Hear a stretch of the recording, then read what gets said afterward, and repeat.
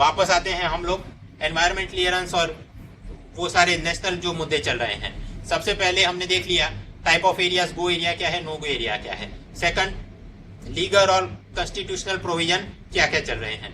And third thing अब देखेंगे green law panel कि हाँ ये बराबर है, लीगल कॉन्स्टिट्यूशनल एंगल तो है, बट एनवायरमेंट क्लियरेंस में समस्या है। और फिर फास्ट ट्रैकिंग करने के लिए मोदी ने एक ग्रीन लॉ पैनल बनाई। तो फिर ये ग्रीन लॉ पैनल आगे क्या क्या बातें करके गई वो अब बाकी के लेक्चर में चर्चा करेंगे।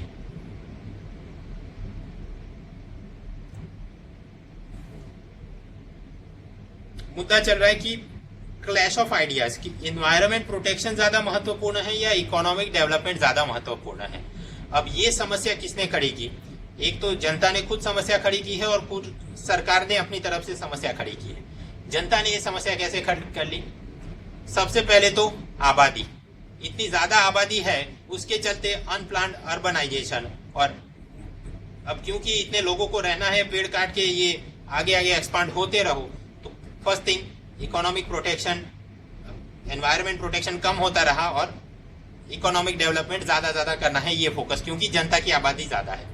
और क्योंकि आबादी ज्यादा है और सबको तो आईएएस की नौकरी मिल नहीं सकती, तो मतलब एमएसएमई इंडस्ट्री को प्रोत्साहित करना होगा। लेकिन एमएसएमई वालों के पास इतना भी पैसा नहीं है कि वो बहुत अच्छी टेक्नोलॉजी यूज कर सके। लेटर से कि टेक्सटाइल कंपनी है और वो डाई यूज कर रही है, तो एफ्लुएंट को इतना अच्छा ट्रीट कर दे कि वो पीने के स्वच्छ पानी जितना स्वच्छ बन जाए और फिर उसे रिवर के अंदर उसका एफ्लुएंट डिस्पोजल किया जाए। नहीं, वो तो शक्य नहीं। और अगर सरकार चाहे तो भी ऐसा कुछ लागू नहीं करवा सकती। Otherwise norms will become strict, then MSME industry will collapse और वहां जो रोजगार में लगे हैं उन लोगों की रोजगार चला जाएगा। और क्योंकि अपनी आबादी ज्यादा है तो वो वर्कर्स का वोट बैंक भी ज्यादा है, तो उनको भी राजी रखना है।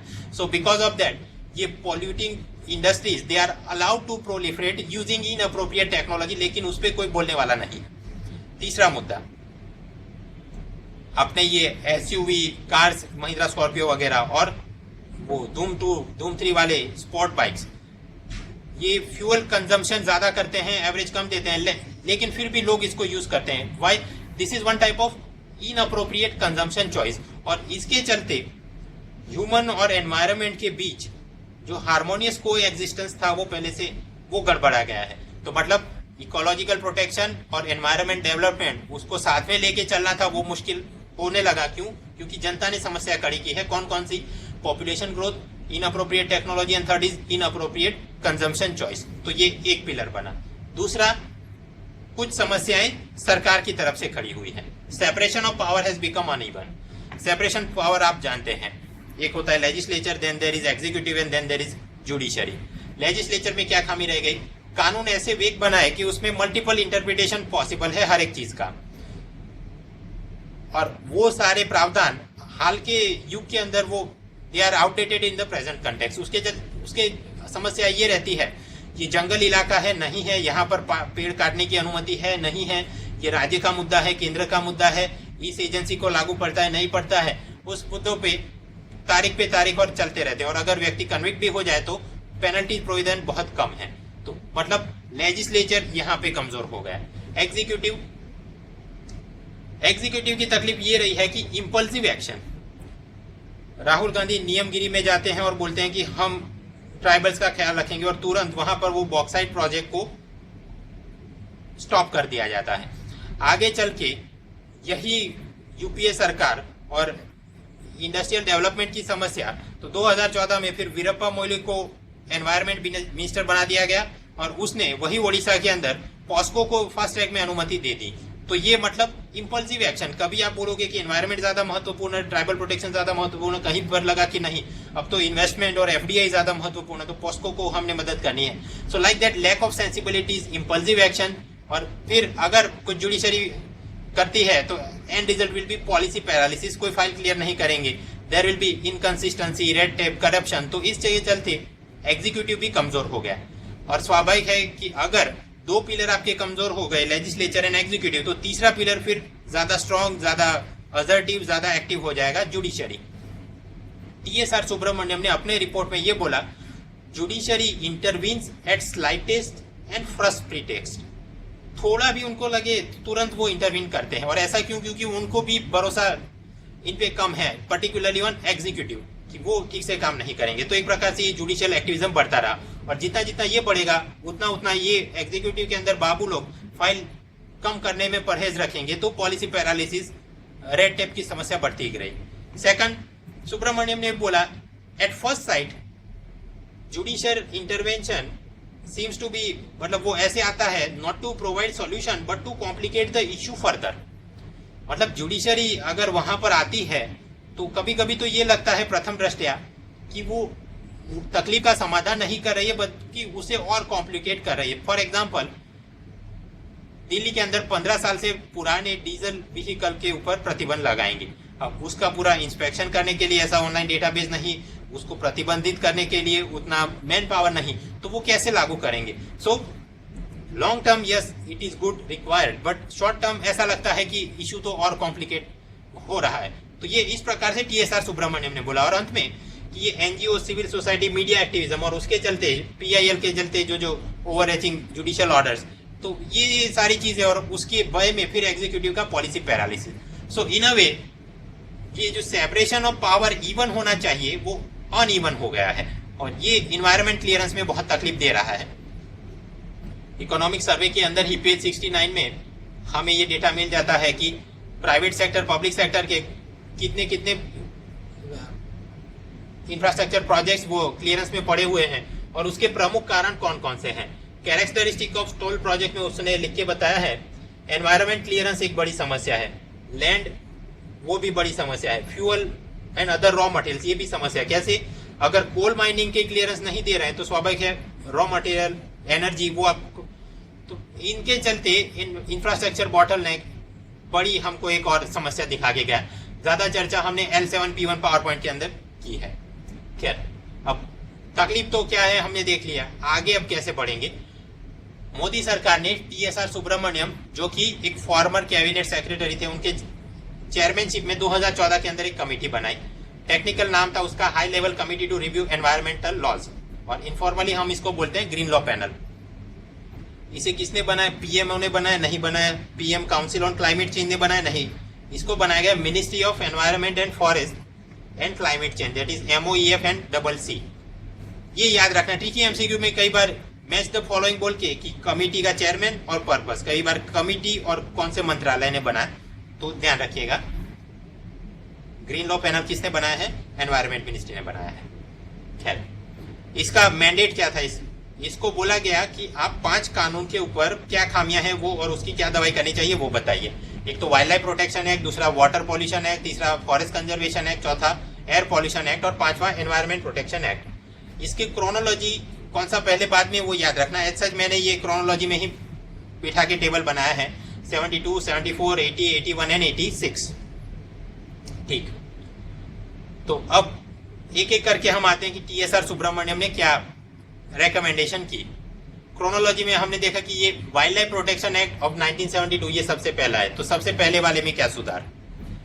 As such wildlife protection act के अंदर 6 शेड्यूल हैं। शेड्यूल 1 से 4 हैं, वहां पर आपको लिस्ट मिलेगा प्रोटेक्टेड स्पीसीज का, और जैसे जैसे आप नीचे उतरोगे वैसे लीगल प्रोटेक्शन कम होता जाएगा। मतलब कि शेड्यूल 1 में जिसका नाम है से टाइगर, एलिफेंट, राइनोस, उसको सबसे ज्यादा प्रोटेक्शन, 4 में होगा तो उससे कम। तो ये अपना हो गया शेड्यूल 1 to 4। यहाँ पे दवाई क्या, उसको वापस रीअसेसमेंट करना चाहिए कि अपने IUCN या जो भी लेटेस्ट डेटा के हिसाब से हो सकता है कि कोई शेड्यूल 4 पे हो लेकिन वो भी लुप्त होने की कगार में हो, तो उसका स्टेटस अपग्रेड करना पड़ेगा। क्या, तो schedule 1 to 4 protected species. Then there is schedule 5, it is meant for vermins and pest जो कि नुकसान करते हैं अपने फसल को वगैरह।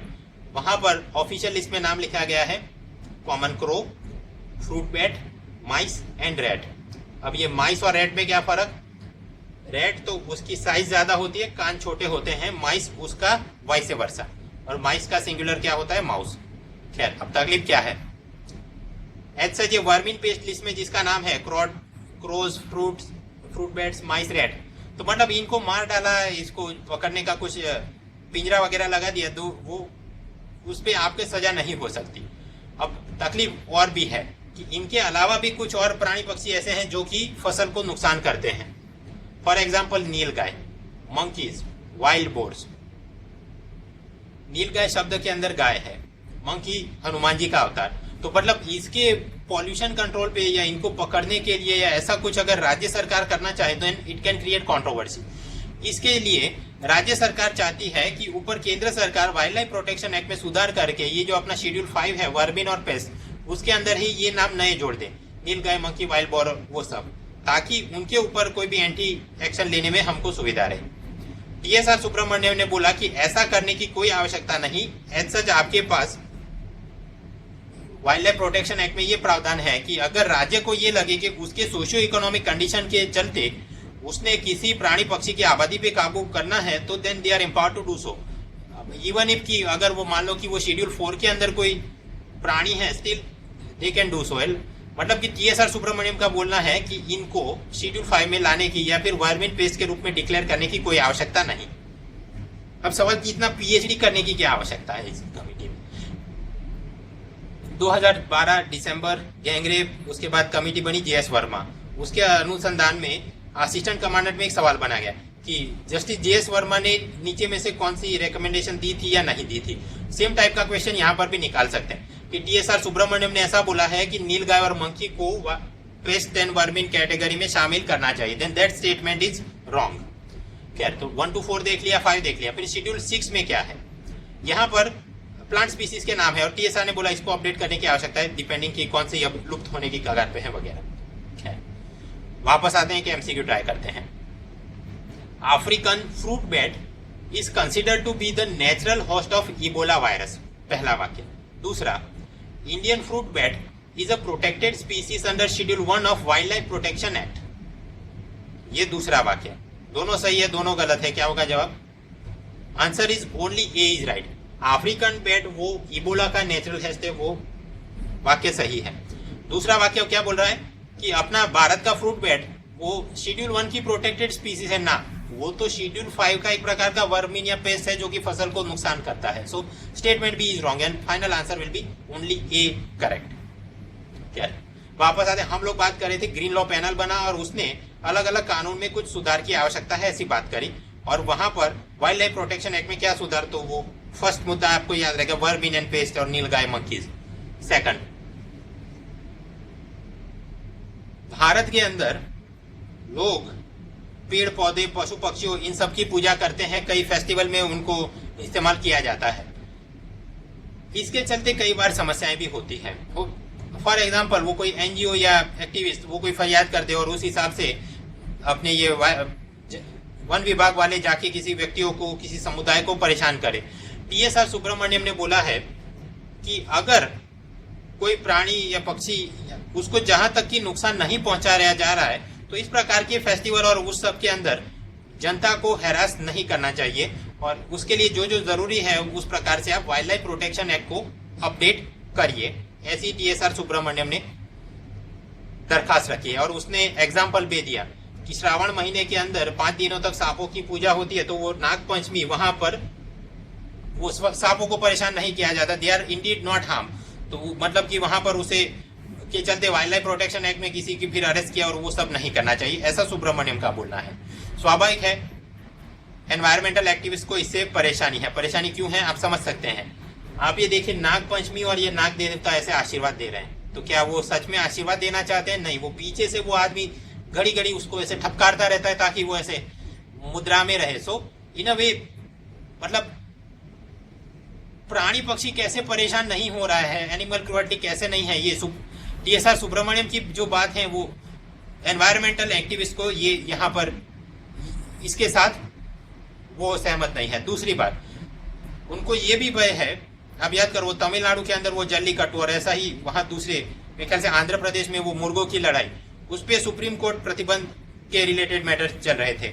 एक्टिविस्ट को ये शंका है कि इस प्रकार से वाइल्ड लाइफ प्रोटेक्शन एक्ट में कुछ सुधार ऐसे किए जाएंगे कि ऐसे जो भी एनिमल स्पोर्ट्स हैं उसे एक प्रकार से लीगलाइज कर दिया जाए और कॉन्स्टिट्यूशनल इम्यूनिटी भी दे दी जाए, वो 9 शेड्यूल और जहां भी रखना है। तो ये मतलब समस्या खड़ी कर सकती है और इसे लागू नहीं करना चाहिए, ऐसा एनवायरमेंटल एक्टिविस्ट का बोलना है। आगे बात, एच सच ये अपने wild life sanctuaries, national park और वहां ये आने जाने पर ये रिस्ट्रिक्शन वगैरह रहेंगे। पुलिस ऑफिसर, वन विभाग के ऑफिसर, जो उनके पावर्स और जो भी सारे काम वो कहाँ से ओरिजिन उनकी गंगा कहाँ है वाइल्ड लाइफ प्रोटेक्शन एक्ट। अब कोई एरिया कैसा होता है आप विजुलाइज करिए।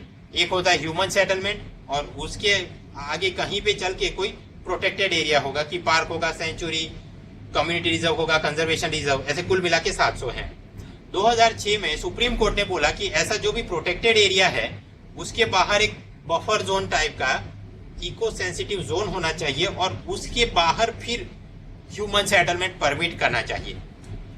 इस प्रकार का काम करने का सुप्रीम कोर्ट ने आदेश दिया। और ये लागू कैसे होगा कि राज्य सरकारें उनके यहाँ जो जो वाइल्ड लाइफ पार्क, सेंचुरी वगैरह है उसके मैप में और ये सुधार है ऐसा बोल के ऊपर केंद्र सरकार को लिख के दे और वो वाइल्ड लाइफ प्रोटेक्शन एक्ट में इस प्रकार से नए गैजेट नोटिफिकेशन जारी करें।